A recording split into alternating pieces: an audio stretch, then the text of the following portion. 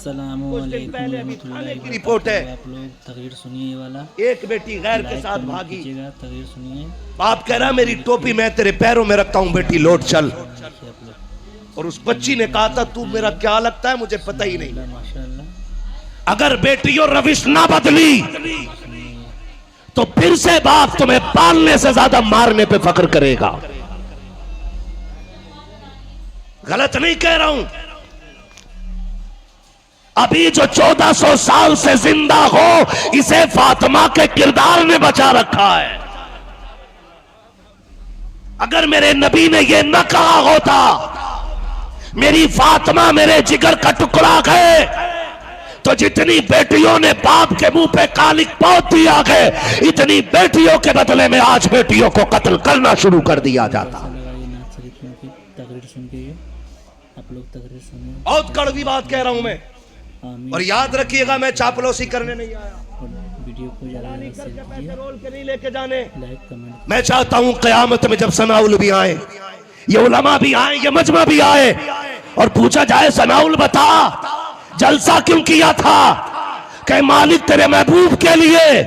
तो खातून जन्नत के बेटे आके कहे फरिश्तों इसे जन्नत में लेके चलो, ये हुक्म मेरी मां का आ गया है। मैं बेटियों से कहना चाहता हूं, क्या ना किया बेटियों ने, बाप की कुर्बानी, और बेटी बाप से करी मुझे क्या पता तू लगता क्या मेरा। पुलिस वाले से कह रही मैं इसको नहीं जानती हूं, लेकर चले जाओ।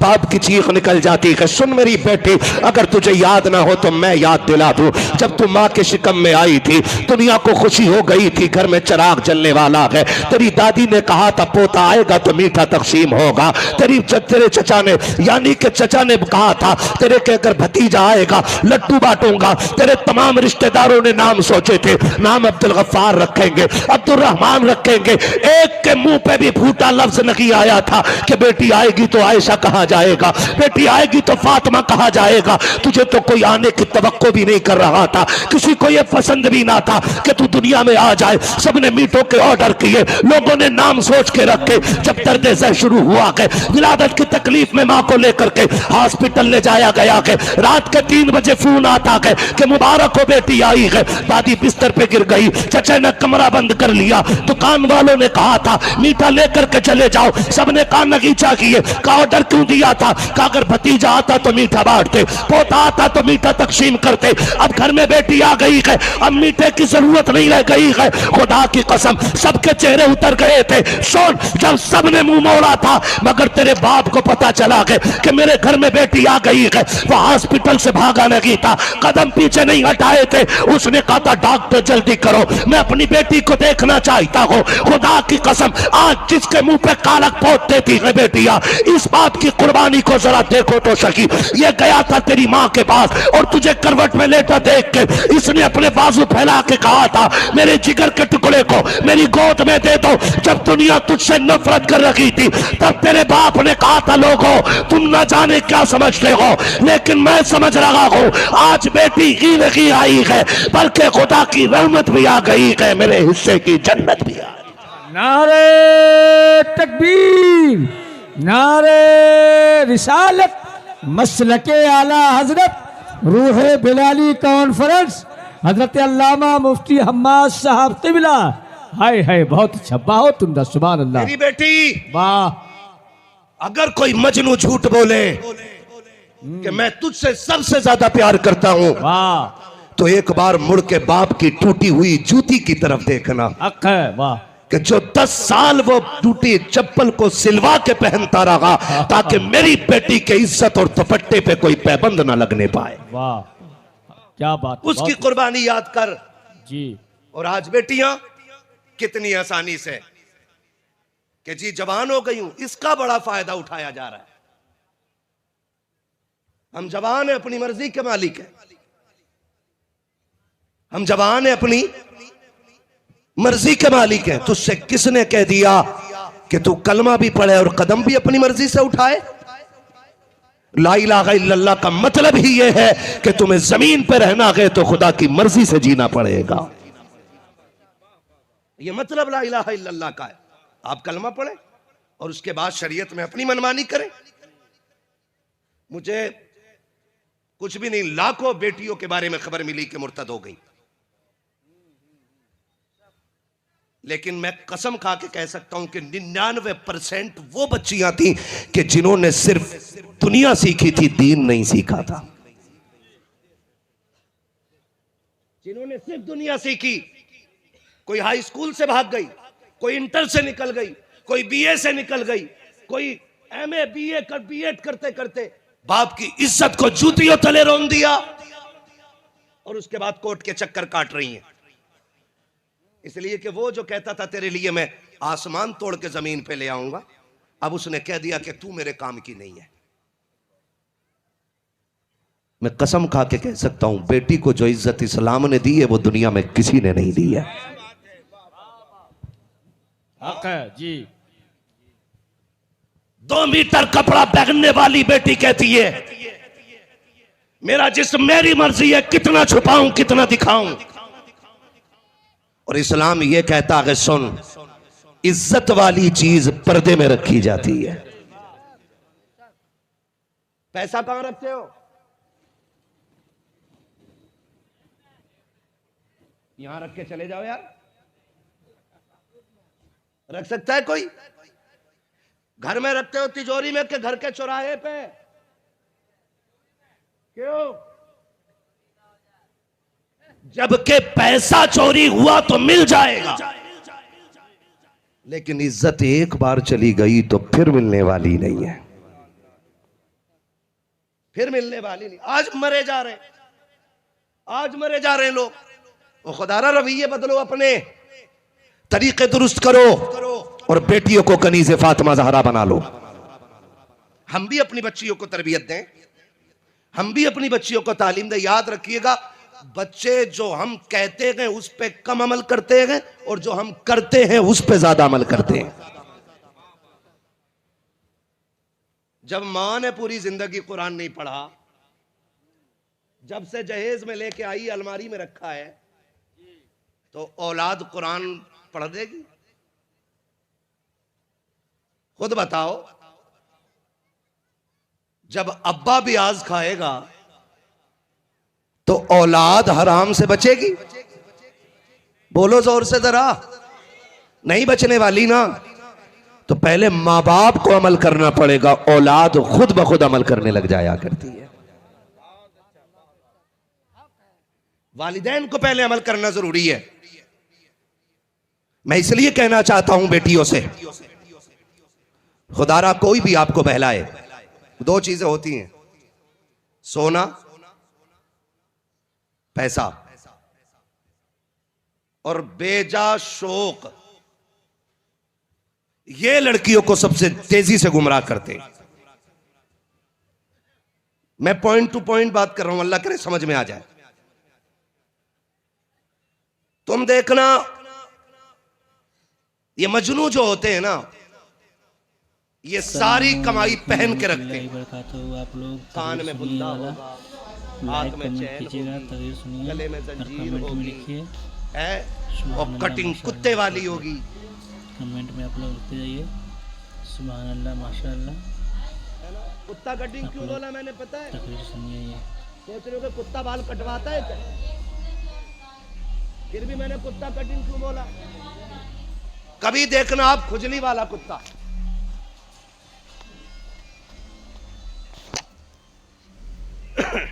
कौन सा कुत्ता? जहां तक उसके पंजे पहुंचते हैं वहां तक बाल बचते ही नहीं, और बिल्कुल कमर के बीचों बीच बाल खड़े रहते हैं उसके, क्योंकि रीढ़ की हड्डी पे उसके पंजे पहुंचते ही नहीं। ऐसे ही है, बिल्कुल साफ जैसे गंजा, और यहां बाल खड़े। को कैसा लगा ये नाज शरीफ की तकरीर सुन के? ये और बटन खोल के लफंगा यूं कमेंट में आस्ती में चढ़ा के दावत में आए तो मौलवी के वीडियो को ज़्यादा से ज़्यादा शेयर कीजिए, लाइक कमेंट कीजिए। आप लोग ऐसे आते, हटो। देखो, बाखुदा कह रहा हूं, कभी झांक के देखना उसकी शक्ल को, उसके बाल देखो तो खुजली वाला कुत्ता लगता है वो,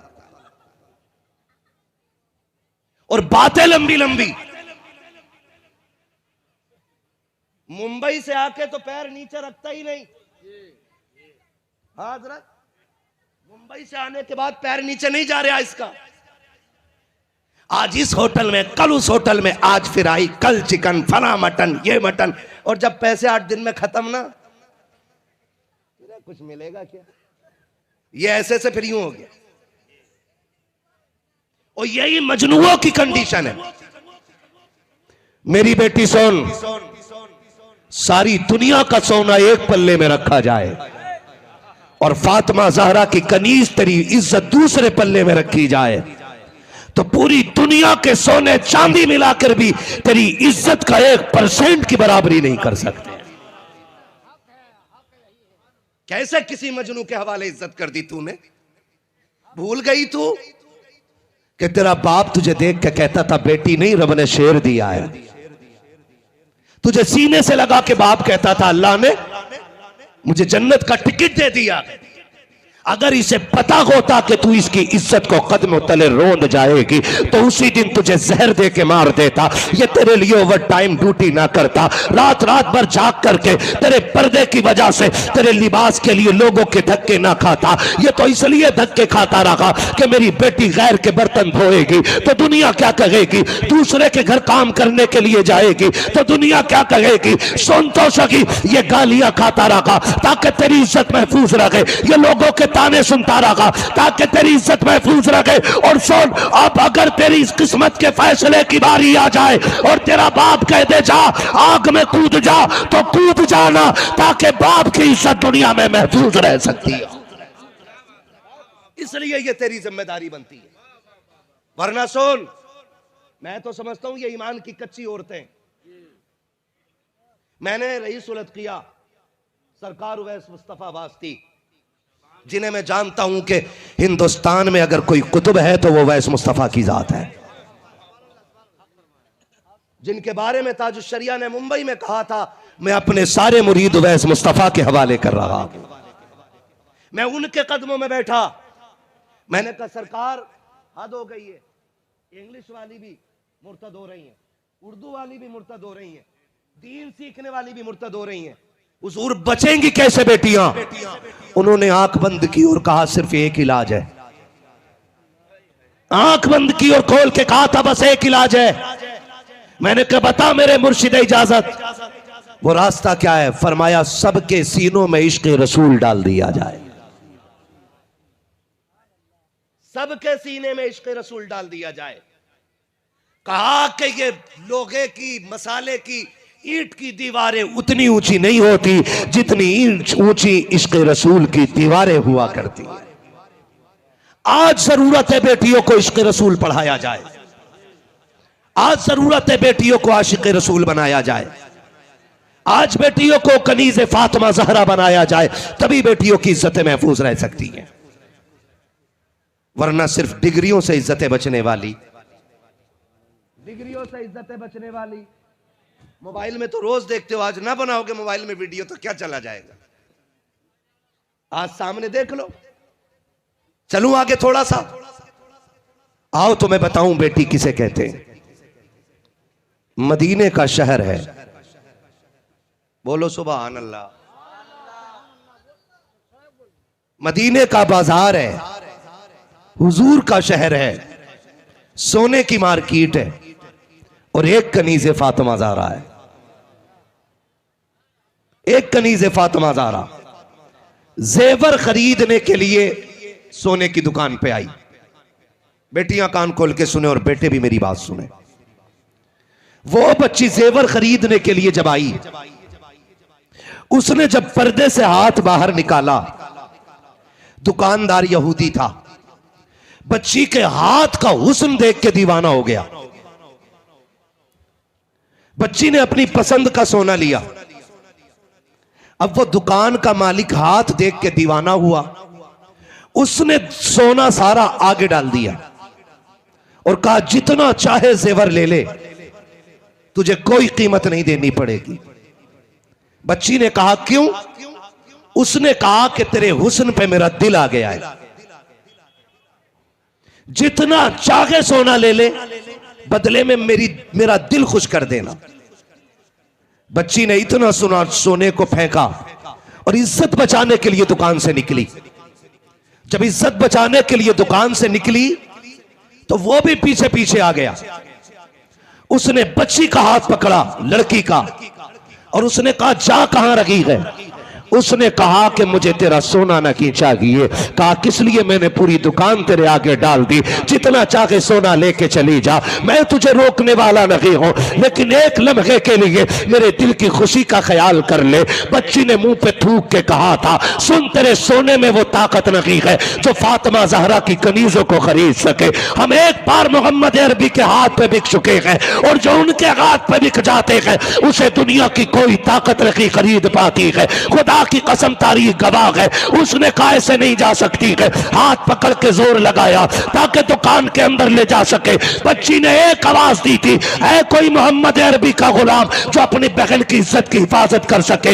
यहूदियों की मार्केट है, यहूदियों का बाजार है, एक मोहम्मद अरबी का गुलाम थैला लेकर के सौदा खरीदने आया है। वो सौदा खरीद रहा था, बच्ची की आवाज उसके कानों से टकराई है। उसने सौदा तो फेंक दिया है, उधर दौड़ा जिधर बच्ची की आवाज आ रही थी। वहां जाकर के देखा यहूदी ने बेटी का हाथ पकड़ा हुआ है और उसके साथ जबरदस्ती कर रहा है।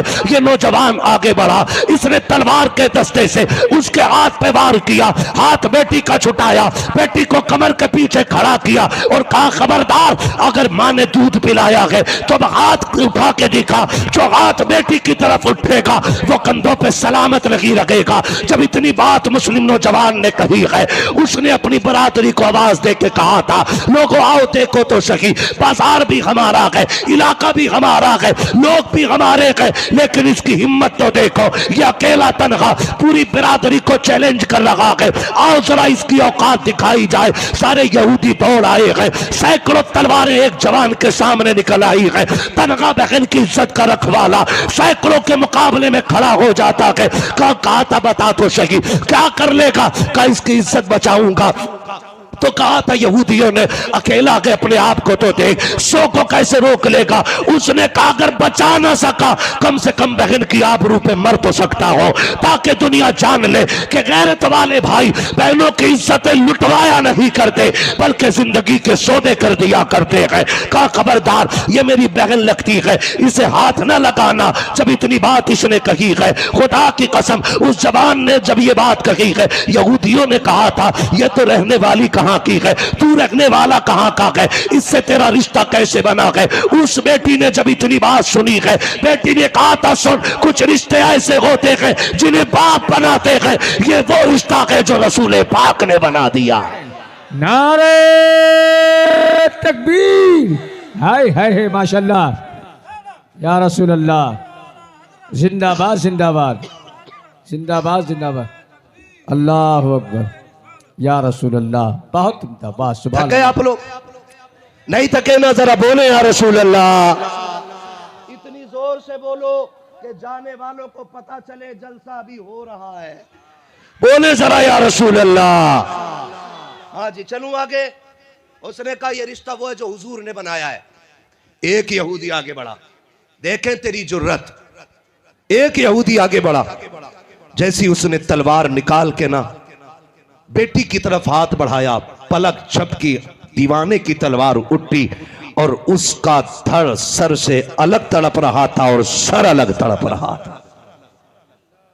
ये पहला सर कट के जब गिरा उस मैदान में, अब यहूदियों के खून में आग लग गई कि देखो तनख्वाह सैकड़ों के बीच में और जुर्रत, एक आया, 2 आए, 10 आए, अब चारों तरफ से तलवारें चलने लग गई हैं। ये झगड़ा शुरू सुबह से हो रहा है। तो पैर हो गई तलवार चलते चलते, तो पैर तक तनहा जवान तलवार चलाता रहा, लेकिन सैकड़ों में कहां तक तलवार चलाता। कई की गर्दनें काट के जमीन पे फेंक दी, फिर तलवार धीमी होने लग जाती है, बाजू जवाब देने लग जाते हैं। बहन बेटी दूर खड़ी देख रही है, तलवार जब धीमी होने लगी, अब बेटी को एहसास होने लगा अगर तलवार रुक गई तो मेरी इज्जत चली जाएगी। अगर ये तलवार रुक जाएगी तो बहन की आबरू लुट जाएगी। अब तलवार धीमी हो रही है इसलिए कि वक्त ने थका दिया है। सैकड़ों का मुकाबला अकेला कहां तक करता। तलवार चलाते चलाते जब बाजू धीमे होने लग गए हैं, अब बच्ची की आंख में आंसू आए हैं। उसने उसी राह में सजदे में से रख के रो के कहा था,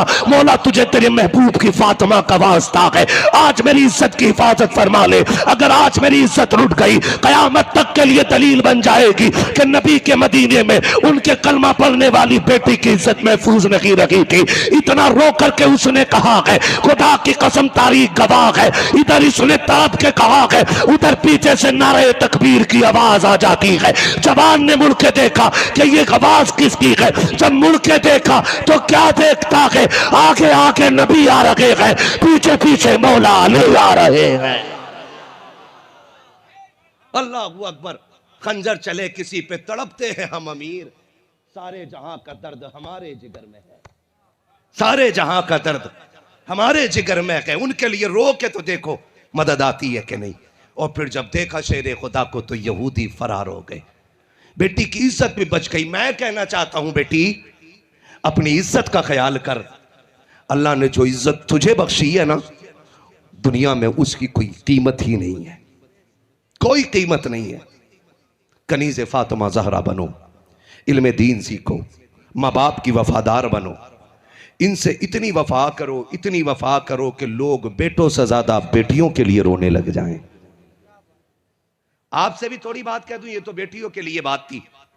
आपसे कहना चाहता हूं कि जब बच्चे जवान हो जाएं तो बराबरी की तलाश के चक्कर में उम्रें न बढ़ाना। अभी बराबरी का रिश्ता नहीं मिल रहा। बराबरी का क्या भाई, तू 9 फीट का है, तेरी बेटी 18 फीट की है, जो दामाद तुझे 19 फीट का चाहिए। नहीं थोड़ा खाते पीते घर का हो। सुने, रिश्ते पैसों से नहीं, रिश्ते भरोसों से चला करते हैं। काय से चलते हैं? भरोसे से रिश्ते चलते हैं। बेटियां जवान हो जाएं, जल्दी करो। तकरीर सुनिए ये वाला, पूरी दुनिया में लाइक कमेंट कीजिएगा। तकरीर सुनिए, दुनिया में दामाद ढूंढ रहा है, लिखिए, वो दामाद मिला फेसबुक पे, लिखिए आप लोग कमेंट में, आप लोग लिखते जाइए। कुंडल वाला दामाद, माशाल्लाह बुंदे वाला दामाद ढूंढा के बहू। तकरीर सुनिए। ये एक साहब कहने लगे अंदर देखना दामाद सही है। मैंने देखा बुंदे पहने पड़ा। मैंने कहा दामाद का फोटो है कि बहू का फोटो है? हाँ, इधर ये वो चुटिया चल रही, चुटिया दाढ़ी रखने में मर जाता और चुटिया रखने में वजन नहीं लग रहा। 4 अंगल की दाढ़ी में बोझ लगता है, एक हाथ लंबे बाल रख के पड़ा। और दामाद आप लोगों को कैसे नाक भी छिदी है, कान भी छिदे, दामाद है कि बहू है बेगैरत। कमेंट में आमीन सुम्मा आमीन लिखें और वीडियो को ज़्यादा से ज़्यादा शेयर कीजिए। हमसे आज तक अपनी राशि ना मिली, हम तुम्हारी राशि कहां से मिलाए? ये गैर मुस्लिम वाले चैनल हमारे बीच भी आ गए कि राशि देख लो, उधर ठग बैठा। ओ हो भाई, लकीर थोड़ी सी टेढ़ी हो गई तो काट के सीधी कर दे। निकलो इन चीजों से।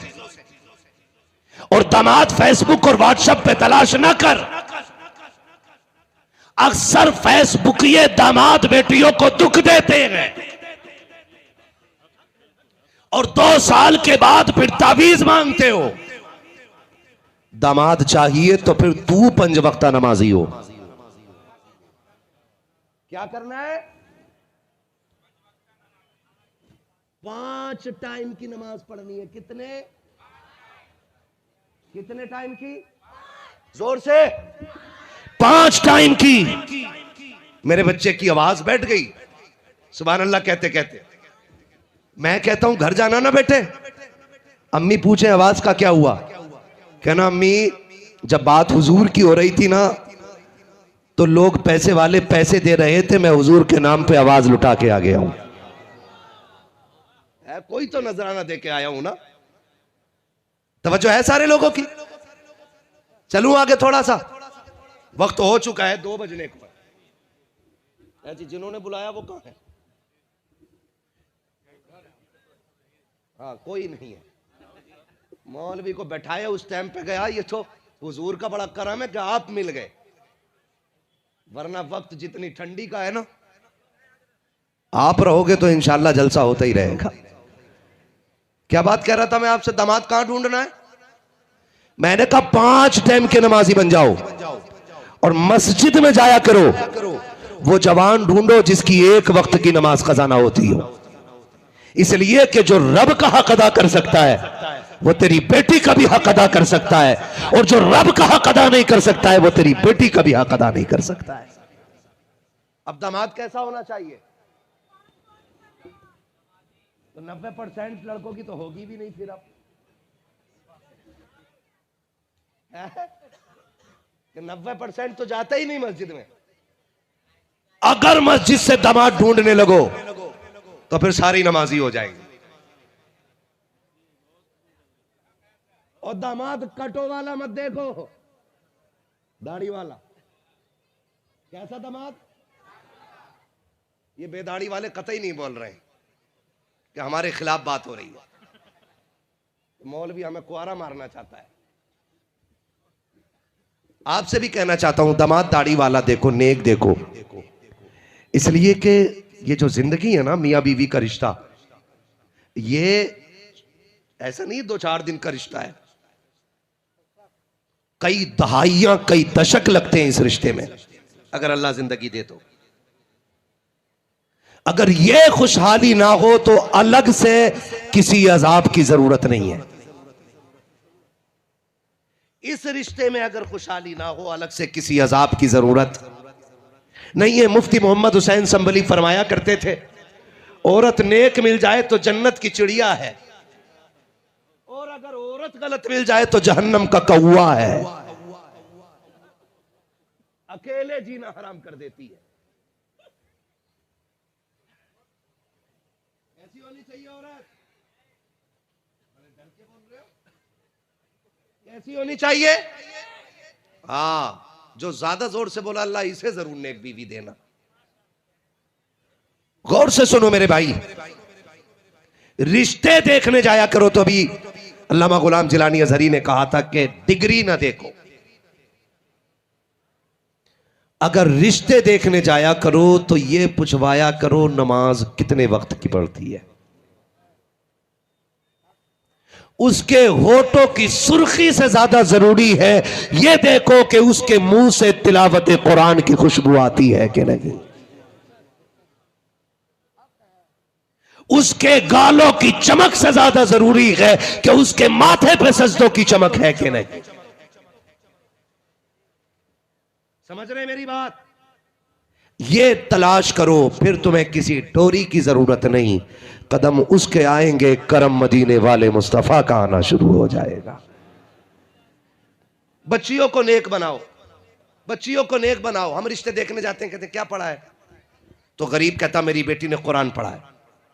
तो ससुराल वाले क्या कहते हैं, बस कुरान पढ़ा है। इसे कहते हैं बस कुरान पढ़ा है।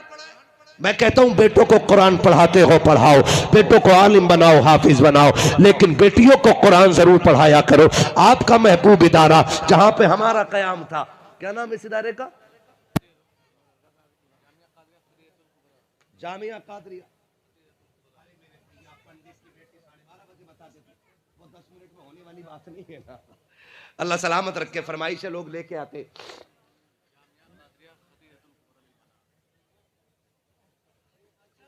जामिया कादरिया खदीजतुल कुबरा, ये इदारा, ये इसमें बच्चियां पढ़ रही। बड़ी तबीयत खुश हुई, हजरत से मुलाकात हुई और असातिज़ा इकराम से, स्टाफ से मुलाकात हुई।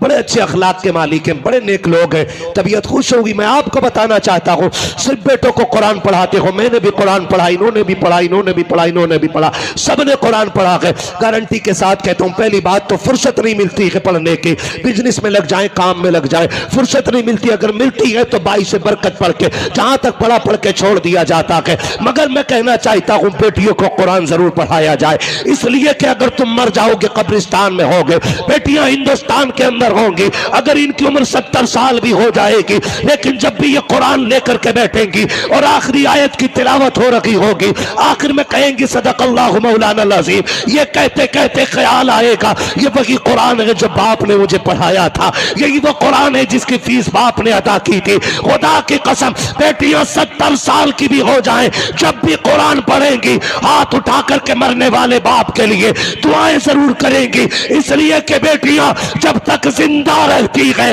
वो अपने लिए नहीं बल्कि अपने मरने वाले बाप के लिए ज्यादा दुआएं किया करती है।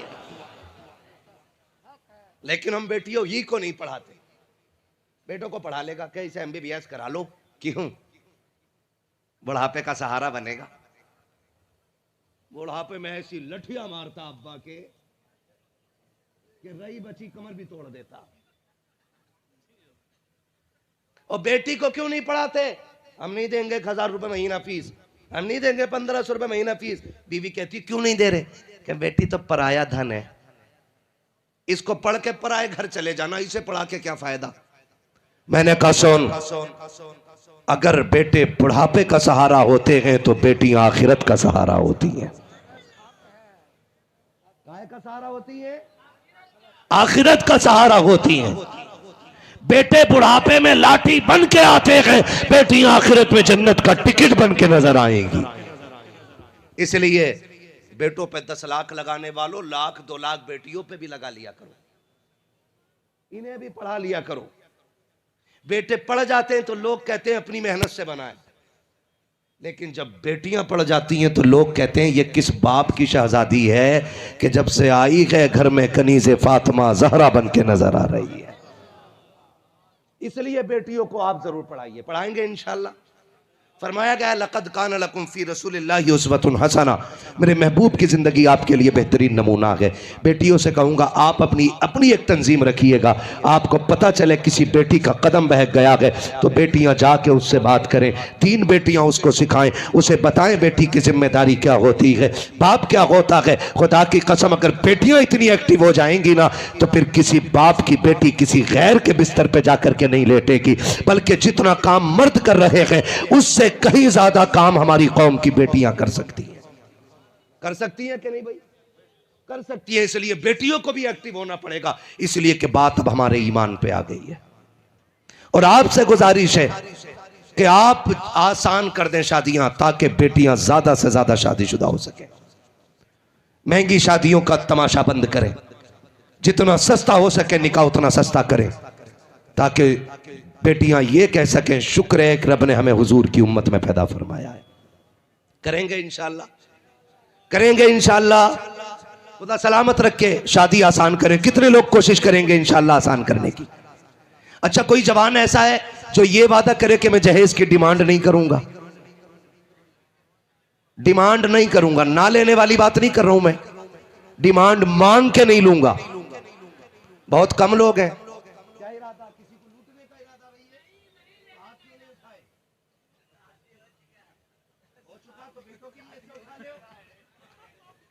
अपने बच्चों की शादी में जहेज की मांग, जहेज की मांग नहीं करेंगे। चच्चा नहीं उठा रहे, लग रहा बैठ के चक्कर में चच्चा भी नहीं करेंगे ना इंशाअल्लाह। जो बेटी वाला दे दे आंख बंद करके ले लो, लेकिन मांगना, क्योंकि मांगने वाले इतने कुत्ते होते हैं, कह रहे आप बुलेट ही लूंगा, और 8 दिन बाद कह रहा मौलाना ले रहे हो कि मेरी बुलेट? मौलाना कह रहा मेरी खुदा 8,000 तनख्वाह है, तू क्यों बेच रहा? कह रहा तेल बहुत खा रही है। कम से कम इतना तो तेल पिला जितना तूने गरीब का खून पिया है, इतना तो पिलाना तेल जितना तूने गरीब का खून पिया है। 8 दिन बाद बुलेट बिक जाती है। और ये अब्बे लोग जो बैठे ना, अब्बे फादर, ये जो लिस्ट लिए घूमते हैं बेगैरत कि ये सारा सामान चाहिए, इस बुढ़े को एक भी दिन उसमें का सामान यूज करने नहीं मिलेगा है? बेड की पिलाई छू छू के अब्बा देख रहा कितनी मोटी है, और सनीचर एक दिन भी नहीं बैठेगा तू इस पे। तू अपनी आखिरत बर्बाद क्यों कर रहा है? कासाबी दिखा रहे मेरा बेटा मेरा। और मैंने तो यहां तक देखे ये नंगे लोग जहेज मांगने वाले शाम को ट्राली भर लाते हैं, डीसीएम भर लाते हैं, पिकअप भर लाते हैं, और सुबह को फाता पढ़ने जाओ ना आधा सामान कमरे के बाहर पड़ा है। ये क्यों नहीं रखा है? कमरे में जगह नहीं थी। इससे 26 साल में एक कमरा नहीं बना, और उसे भरने के लिए प्रेशर करता लड़की वालों पे। मैं उस शख्स को कुत्ते से बदतर मानता हूं जो जहेज मांग के लेता है, इसलिए कि कुत्ता फेंका हुआ खाता है और ये मांगने वाला छीन के गरीब से लेता है। तो बताओ इस अमल में कुत्ता बेहतर है या ये? बोलो, कुत्ता ये कुत्ते से बदतर है इस अमल में।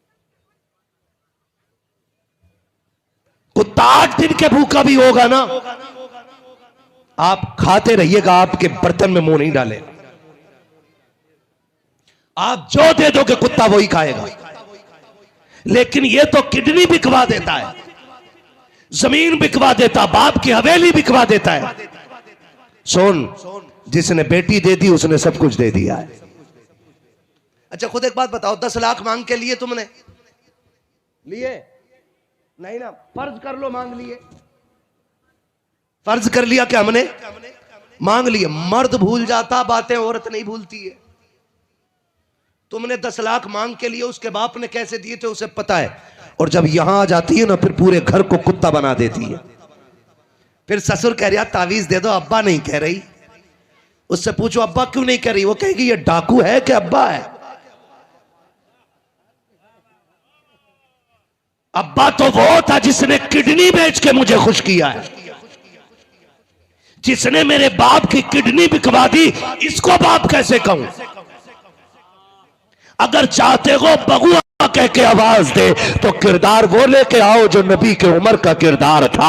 हजरत फारूक आजम बहू को बियाह के घर में लाए गए, बैठा करके कहा था बेटी बता मैं तेरा क्या लगता हूं? बच्ची ने कहा चचा लगते हो। कहा अब्बा नहीं लगता? तो बच्ची ने कहा था बाप को इंतकाल किए हुए एक जमाना गुजर गया है, अब तो बाप कहने की आदत भी चली गई है। मैं यतीम थी, मुझे आप लेकर के आए हो, आप मेरे रिश्ते में चचा लगते हो। तब हजरत उमर ने कहा था नहीं बेटी, आज के बाद चचा मत कहना, मुझे बाप कह के आवाज देना।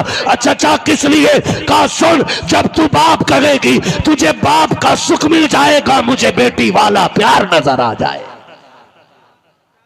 मरे जा रहे हैं कि अब्बा ही नहीं कह रही। ओ जालिम, तुझे अब्बा क्यों कहे? तूने उसके बाप की 10 लाख की जमीन बिकवाई है। अभी तो तुझे कुत्ता बनाया, अभी उसे बनाएगी जिसके निकाह में है। कि मर गया था बुलेट के चक्कर में। तू